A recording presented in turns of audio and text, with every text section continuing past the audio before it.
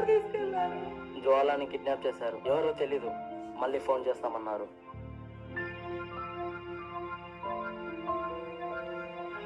Hello, ఏంటి 10 కోట్ల? పిన్ని 10 కోట్లు ఇస్తే వదిలేస్తారంట. ఇచ్చేద్దాం పిన్ని, మనకి జ్వాలానే ముఖ్యం. అవును, మన జ్వాలనే ముఖ్యం. సరే, ఇచ్చేద్దాం. నేను వెళ్ళి తీసుకొని వస్తా పిన్ని.